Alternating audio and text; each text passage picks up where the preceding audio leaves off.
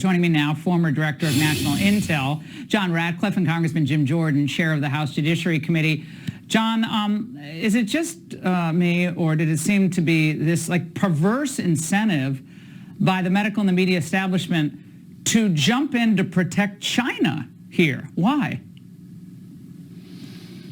Well, Laura, I think that because the geopolitical ramifications are huge, if there's a finding that a civilian lab is actually staffed by the Chinese PLA, and it was responsible for a virus that killed, maybe as many as 10 million people worldwide, including 1 million Americans, that is a conclusion that I don't think that the Biden administration wants to have to deal with. But unfortunately, that's what the intelligence and that's what the scientific evidence support. From my first day as DNI, Laura, the lab leak was never a fringe or a conspiracy. It was always supported. And conversely, the theory of natural origin was never supported by our intelligence. It was never supported by the scientific evidence. And in fact, Dr. Fauci, Dr. Collins, Dr. Daszak, and the other physicians and scientists that were at the time writing a paper saying this was of natural origins were privately confessing that they could not explain this as naturally occurring,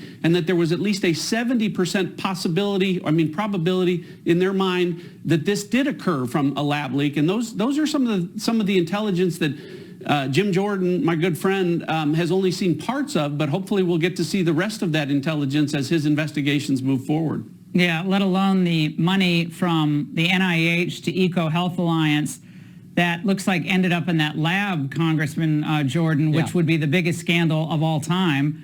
But Fauci emerged today to respond to this news. I want you to react.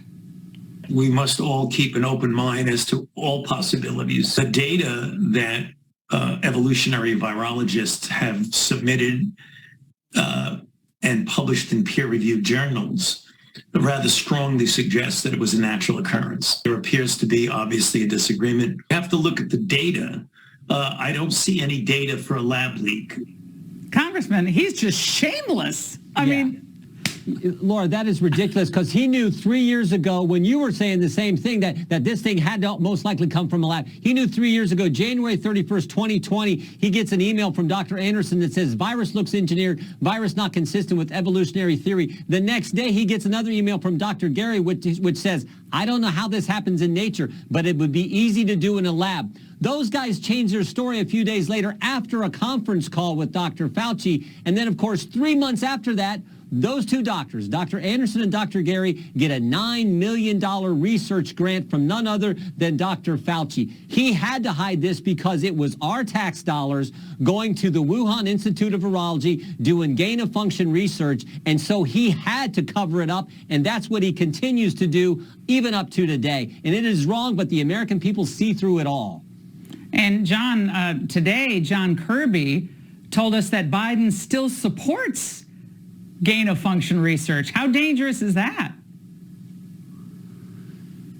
Well, there's a reason that it's not legal in this country and why it would have had to have been offshored to China by Dr. Fauci and others to circumvent U.S. laws. It's ridiculous. It's a pandemic that changed the world, and the idea that President Biden isn't alert enough to see the dangers of that happening again, especially when China has shut down any investigation and President Biden is afraid to confront him.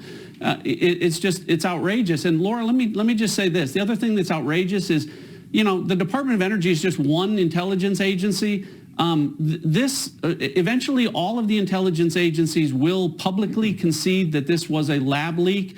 It's been a slow roll. I think that that's been intentional from the Biden administration. The fact that the CIA hasn't assessed anything, are you kidding me? Our premier intelligence agency with eyes and ears around the world, with all of this intelligence, with all of the scientific evidence, 3.5 years later, can't make any assessment with any confidence. That's garbage. The truth is they can, but they don't want to assess with any degree of confidence, which they would have to do, that this originated from a lab leak at the Wuhan Institute of Virology, because they don't want to deal with the geopolitical ramifications of having to confront China.